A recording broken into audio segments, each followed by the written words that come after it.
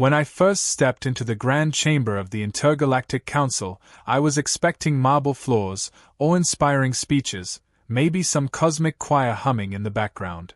What I wasn't expecting was to watch an alien girl stand in the middle of the room with her tail literally shackled like a prisoner at a kink convention. And yes, it was as distracting as it sounds. Everyone else acted like it was perfectly normal, while I, the token human delegate, tried to pretend that I wasn't staring at the shiny cuff around her tail and thinking all the wrong things. In her culture, a tail isn't just a tail. It's an expressive limb, like a mix between a cat's wag and a politician's smirk. Every twitch carries weight. Every wiggle makes a statement. And this girl had been shackled because apparently she couldn't stop wagging hairs during high-level meetings. Imagine someone who laughs at funerals, only here it was her backside dancing rebelliously in the middle of parliamentary debate. The council didn't see a harmless twitch, they saw a weapon of disrespect. They chained it up to silence her. Now, to my human brain, this looked a lot like one of those old chastity devices you'd see on weird corners of the internet. Don't pretend you haven't stumbled across that late at night. But apparently, here, this wasn't supposed to be erotic at all. It was punishment. A reminder that rebellion wouldn't be tolerated. Which only made it worse, because once you tell a human not to laugh, not to imagine, not to compare it to something dirty, we do it twice as hard. I tried to keep a straight face while the council recited charges against her. They said things like her tail wagged in open mockery and her movements inspired unrest among the youth. And I just sat there thinking, how fragile does your empire have to be if a little booty wiggle can topple your regime? But they weren't joking. This was dead serious for them. Her shackled tail was both her shame and her gag order. She stood there with her eyes defiant, but her body language restrained, every muscle stiff to stop even a tiny wiggle from slipping out. You could tell she hated the shackles. You could tell she hated being made into a symbol of obedience. And that's when she looked at me. Not at the council, not at her people. Me. The human idiot in the corner. And with that one look, it was as if she silently asked, "You going to help, or are you just going to sit there making dirty jokes in your head?" Here's the problem with humans. We don't do well with subtlety. We like directness. If someone looks at us like that, we assume they mean, "Hey, break this chain right now." Maybe it's because our history is full of cheesy movies where the underdog hero saves the day by pushing a button or pulling a lever. Maybe it's because our egos are too big. Or maybe it's just because, deep down, we can't resist the chance to play knight in shining armor, especially when the armor is more like a leather strap around an alien's backside. So, without thinking, I leaned forward and asked in the kind of hushed whisper that wasn't hushed enough, "Want me to jiggle it free?" I regretted it the moment the words left my mouth. Half the chamber turned to look at me like I'd just shouted obscenities. Which, in their ears, I might as well have. Because in her language, apparently jiggle is an intimate word. The kind you only say behind closed doors with someone you're very, very close to. Her eyes widened, but not in outrage. More like amusement. The kind of look that says, "You have no idea what you just said, human, but keep talking." And the council? They started whispering in shock, already scandalized. A single human word had rattled the room more than a dozen rebellions. That's humanity for you, always tripping into history like a drunk falling into a fountain. But here's the kicker. She nodded. Just a slight tilt of her chin, subtle enough that no one else caught it. That was all the permission I needed. And yes, I realize how bad that sounds. I realize how much innuendo drips from the phrase freeing her tail. But remember, this wasn't about lust. This was about rebellion. About dignity. About proving that sometimes the most dangerous thing you can do to an empire is let someone wag their backside freely. I reached down and examined the shackle. It wasn't some high-tech lock. It wasn't booby-trapped with lasers or biometrics. It was just a strip of alloy designed to humiliate more than restrain. The aliens expected no one to dare touch it, because touching another being's tail was taboo. Sacred. Intimate. Forbidden. And here I was, a human with no understanding of their prudish rules, grabbing the lock and fiddling with it like it was a jammed soda can. A few twists, a little human ingenuity, and the mechanism gave way with a satisfying snap. The sound echoed in the chamber like a thunderclap. The council gasped. The girl's tail jerked once, then twitched, then wagged in a defiant arc. She didn't say a word. She didn't need to. Her tail told the whole story. And me? I stood there holding the broken shackle, realizing too late that I had just turned a private symbol of control into a very public act of liberation. I could feel the weight of the moment pressing down, and yet, in true human fashion, the first thought that crossed my mind was, well, there goes my diplomatic immunity. But another thought followed right after. If freeing her tail was wrong, then damn it, I didn't want to be right. The moment the shackle snapped off, I thought I had just delivered the galaxy's most noble act of rebellion.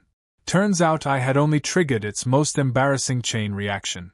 Her tail, freshly liberated after who knows how long of forced restraint, didn't just wag. It went berserk. 1 second it gave a proud little flick, the next it whipped around like it had been possessed by the spirit of a caffeinated snake. I swear, if someone had put music on, she could have won interstellar dance competitions right then and there. Unfortunately, the chamber was dead silent, which meant every wiggle, every bounce, every suggestive ripple echoed louder than any speech. You could see the counselors' faces go from outrage to scandalized horror to a kind of morbid fascination they would never admit to. And me? I stood there, the idiot responsible, clutching the broken shackle like I had just dropped the galaxy's biggest punchline. In her culture, tails aren't just limbs. They're loaded with meaning, like semaphore flags that broadcast your mood. And this girl's tail wasn't just happy to be free. It was furious, triumphant, and, let's not sugarcoat it, shamelessly obscene. Each lash of her tail translated into a sentence in their language, and what she was broadcasting to the entire chamber was the equivalent of, kiss my ass and bow to my wiggle. The problem? No one told me that. I just saw a girl wagging like a hyperdog that had finally been let outside. I laughed. Loudly. And let me tell you, there is nothing more offensive to an alien council than a human belly laugh during what they consider their sacred punishment ritual. One counselor fainted on the spot. Another clutched his pearls, or whatever passed for pearls on a six-eyed slug being. The tail whipped again, faster now, building momentum. It smacked against the marble floor, rattled against her legs, and nearly clocked me in the shin. For a moment I wondered if maybe she didn't even have control over it anymore. Like when your foot goes numb and twitches on its own, except in this case it was her entire backside conducting a one-woman rebellion dance. I tried to save face. I really did. I stepped forward and tried to explain, she's just decompressing. You know, like when humans stretch after sitting too long. But that didn't help, because apparently in their language, stretching after sitting is slang for something you only say in bed. The council gasped again, louder. The poor translator scrambled, sweating, trying to find a version of my words that didn't sound like I was announcing foreplay to the galaxy. Spoiler, they failed. Desperate, I grabbed a council-issued ceremonial cloth, basically a glorified tablecloth, and tried to throw it over her backside, hoping to calm the situation. Bad idea. The moment the cloth touched her tail, it wrapped around it and turned into an impromptu flag. Now she wasn't just wagging. She was waving the banner of rebellion like some cosmic cheerleader leading a revolution. The audience lost it. Half the chamber shouted in outrage, the other half cheered like they'd been waiting for this their whole lives. That was the thing about oppression, it built pressure. And sometimes, all it took was one ridiculous, accidental moment to blow the lid off. A wagging tail with a makeshift flag was apparently all it took for her people to snap. You could hear the murmurs ripple through the crowd. Words like freedom and defiance started to buzz around, tangled up with rumors that the human had performed some sacred liberation ritual. I wanted to yell, no, it was just dumb luck. But nobody would have believed me. Meanwhile, her tail showed no mercy. It knocked over a counselor's drink. It battered a ceremonial urn onto the floor, shattering it into glittering shards.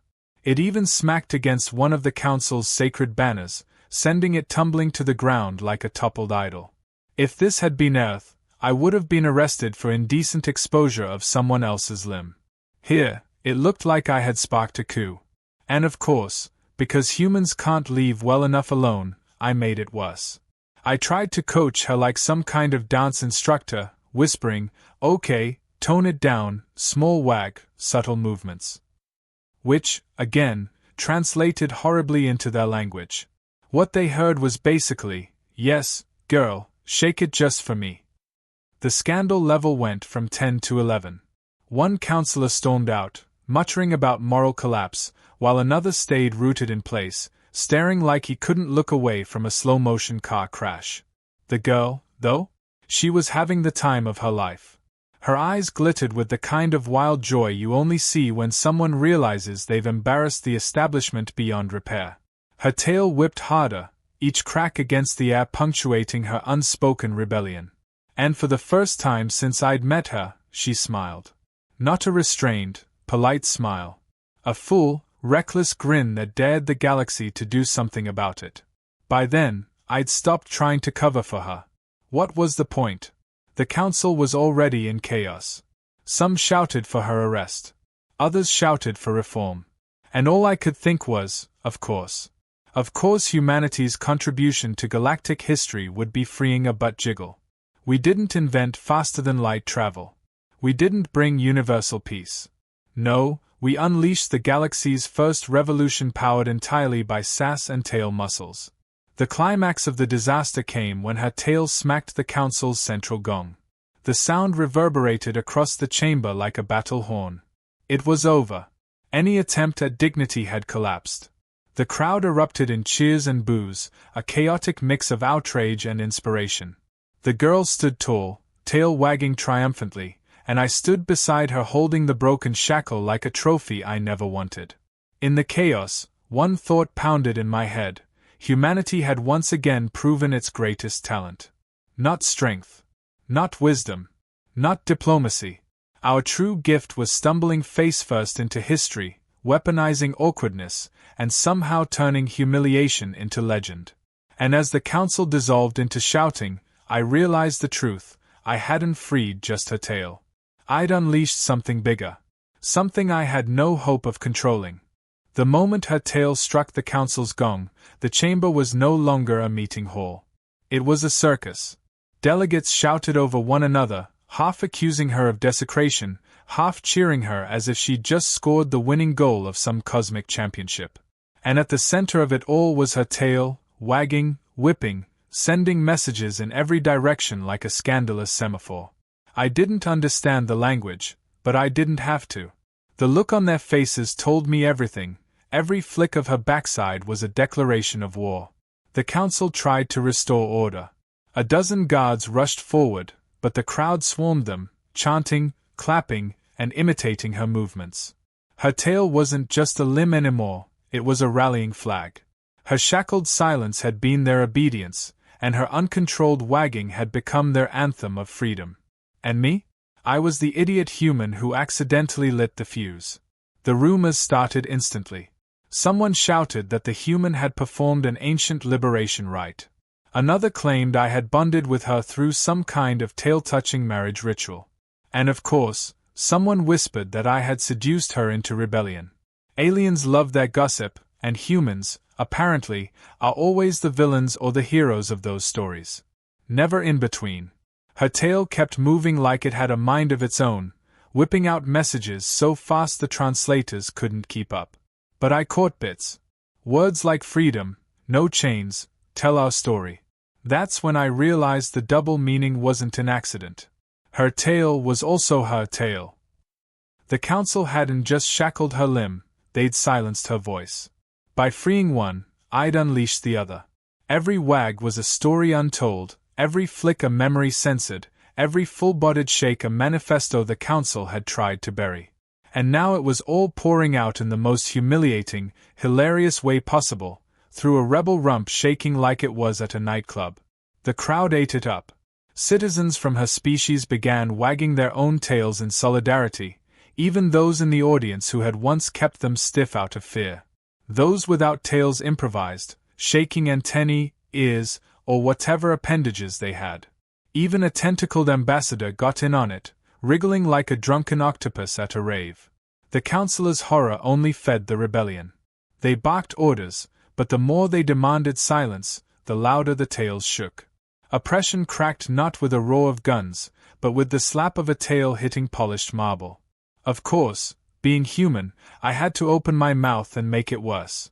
I shouted, "Let her tale be told," thinking I was clever, playing on the double meaning. It translated badly. Very badly. What they heard was more like, "Let her rear speak freely," which only fueled the frenzy. Suddenly, it wasn't just rebellion. It was comedy rebellion. And that's the most dangerous kind, because nothing terrifies tyrants more than being laughed at. She turned to me, her grin wicked and unrestrained, and for a moment I saw the truth. She knew exactly what she was doing. The shamelessness wasn't an accident. She was turning embarrassment into power. She was weaponizing indecency the way humans weaponize memes. Every scandalized gasp from the council was another crack in their authority. And me? I was her accidental partner in crime, the fool who had pulled the pin on the grenade and was now stuck riding out the explosion. But it didn't stop at the council chamber. Within hours, recordings of her liberated tale spread across communication networks. Clips went viral faster than any official decree. Citizens laughed, copied, imitated. What began as one girl's rebellion became a movement. They called it the Freedom Wiggle. People shackled by curfews danced in the streets, wagging whatever they could. Merchants sold fake shackles as protest gear. Someone even composed a song that synced perfectly with the rhythm of her tale. And, inevitably, the adult interpretations rolled in. Within a day, artists were drawing scandalous posters, half mocking the council, half celebrating her defiance. The phrase "Free the Tale" spread everywhere, plastered on banners, whispered in bars, even carved onto walls. And of course, humans got blamed for it. Apparently, only humanity would turn a political act into a mix of slapstick rebellion and innuendo-fueled revolution. They weren't entirely wrong. The council tried to crack down, but they were drowned out by laughter. And laughter, once it starts, is impossible to silence. Every attempt to arrest protesters ended with guards themselves caught smirking, tails twitching, or outright joining in. The Empire's dignity unraveled one jiggle at a time. And through it all, she stood proudly, tail wagging, her every movement recorded and shared until she was less a person and more a symbol. I wish I could say I had some grand plan. I didn't. My role was accidental at best, humiliating at worst. Yet everywhere I went, aliens whispered about the human who dared touch the sacred. Some painted me as a freedom fighter. Others cursed me as a corrupter of cultures. But all agreed on one thing: humanity was dangerous, not because of weapons or armies, but because we could take the smallest, silliest act and turn it into history. That was the essence of HFY, wasn't it? Humans don't win with strength alone. We win with audacity, with absurdity, with the ability to find comedy in chains and turn shame into rebellion. I hadn't freed a warrior. I had unleashed a stand-up act so bold it toppled an empire's silence. Still, I couldn't shake the ridiculousness of it. Of all the ways humanity could have made its mark, of all the noble causes we could have stood for, it had to be this. Not curing diseases, not spreading peace, not engineering wonders. No, our greatest gift to the galaxy was unshackling an alien butt jiggle and accidentally inspiring a freedom movement. And honestly, that felt about right. Because at the end of the day, tyrants fear many things: guns, bombs, assassins. But the thing they fear most? Looking stupid. And nothing in the universe made them look stupider than a rebellion sparked by laughter, by a girl's uncontrollable tale, by one clueless human who thought he was just breaking a lock. By the time the council tried to reassert control, it was already too late. Their authority had been undone not by assassins or fleets but by the ridiculous spectacle of a wagging tail turned into a political anthem. The harder they tried to condemn it, the more absurd they looked. Every pompous speech was drowned out by citizens mimicking the wiggle, every stern decree mocked with exaggerated tail-thrashing dances. They had become the galaxy's punchline, and nothing spreads faster than a joke that's too true to ignore. And me? I couldn't walk anywhere without being recognized. Every alien who saw me whispered some variation of "There he is, the tail unbinder." I hated the name, but it stuck.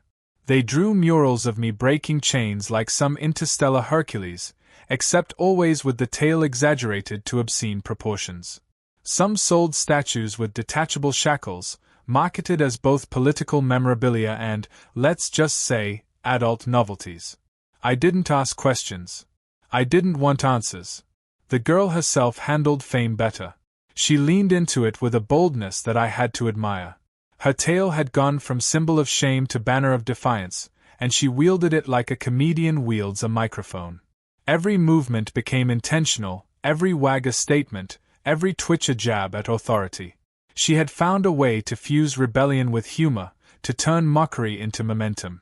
She told her people's suppressed history, their tale, through the wagging of her tail, and somehow the galaxy couldn't look away. The council, desperate, demanded my trial. They accused me of corrupting their youth, of desecrating tradition, of introducing indecency into their sacred chamber. Which was hilarious, because all I did was snap a lock. But humans don't do well at trials. We can't keep our mouths shut, and we can't resist sarcasm when surrounded by pompous windbags. So, when they asked me if I understood the seriousness of my crime, I told them, "Yeah, I understand perfectly. You're just mad you can't outjiggle her." The chamber erupted again. Some delegates stormed out, but the citizens in the audience howled with laughter. The guards tried not to smile. Even a few councillors twitched their tails involuntarily, betraying suppressed amusement. Humor is contagious, and once it starts cracking through stone-faced authority, it spreads like wildfire. The girls' people rallied harder. Protests turned into festivals, shackles turned into party props, and rebellion turned into parades. It wasn't bloody, it wasn't tragic, it was absurd. And that's what made it unstoppable. When you fight tyranny with weapons, tyrants can justify crushing you. But when you fight them with laughter and wiggling body parts, they can't strike back without looking even more ridiculous. Of course, the movement took strange turns. Whole markets popped up selling Freedom Tail merchandise. Kids wore tail attachments and wiggled at teachers. Soldiers decorated their armor with slogans like "Wag for Liberty." Someone even made a musical. I wish I was kidding. An entire stage show where actors sang ballads about shackles and break into synchronized tail-wagging dance numbers. Critics called it vulgar but inspiring. Tickets sold out across systems. And through it all, the council's power cracked. They tried censorship, but every banned video only multiplied in circulation. They tried arrests, but every shackled protester only wagged harder. They tried ignoring it, but laughter echoed louder than their silence. The rebellion had evolved into something untouchable, something woven into culture, something they couldn't erase no matter how hard they tried. It was in that chaos that the girl and I stood together once again, and she told me what I hadn't fully realized, that by freeing her tail, I had given her back her tail. The stories of her people, their pain, their resistance, their history, all of it had been shackled in silence. But now she was free to tell it, and every wag carried their truth into the galaxy. She wasn't just rebelling anymore. She was narrating. And her people were listening for the first time. I should have been proud. Instead, I was mostly bewildered. I mean, how was I supposed to explain this back home? Imagine telling Earth's historians that humanity's greatest contribution to intergalactic politics wasn't diplomacy, wasn't technology, but freeing a butt jiggle and starting a Commodore-fueled revolution. No one would believe me. They'd think it was a bad late-night sketch show. But maybe that was the point. Humanity's strength was never about doing things the obvious way. We don't topple empires with perfect strategies. We stumble into history with clumsy luck, absurd choices, and an inability to stop making inappropriate jokes. Where others see shame, we see punchlines. Where others see chains, we see props for a comedy bit. And somehow, that ridiculousness changes everything. The council eventually collapsed under its own humiliation. Too many defections, too many jokes, too much laughter they couldn't control. In their place rose a new coalition, one that embraced humor as much as freedom. And at the center of it all was her, the alien girl with the tail that wouldn't be shackled. She became a leader not through violence but through comedy, through audacity, through shamelessness. And history would remember her wag, her rebellion, and yes, the idiot human who stood beside her holding the broken shackle like an accidental prophet. As for me, I never lived it down. Everywhere I went, aliens winked and whispered about my talent for freeing tails. Diplomats tried to hire me for tail consultations. I turned them all down. I wasn't a liberator. I wasn't a hero. I was just a human who couldn't resist breaking a lock when someone gave me the look. But history doesn't care about intentions. History cares about stories. And this story, the tale of the tale, was one I could never escape. If there's a lesson buried in the comedy, it's this: don't underestimate humanity's ability to turn awkwardness into power. Don't underestimate humor as a weapon. And definitely don't underestimate what happens when you tell a human not to touch something. Because sooner or later, one of us will touch it, break it, and then laugh while the galaxy changes around us. So yes, I freed her tail. And in doing so, I freed her tail. And in the echoes of laughter, in the collapse of pompous tyrants undone by a jiggle, I realized something terrifying and wonderful: maybe humanity really was special. Not because we were strong. Not because we were wise. But because we were stupid enough to be brave, and brave enough to be stupid, in ways no one else dared. And that's how the galaxy learned the truth. Chains rust. Power crumbles. But laughter? Laughter shakes empires. One wag at a time.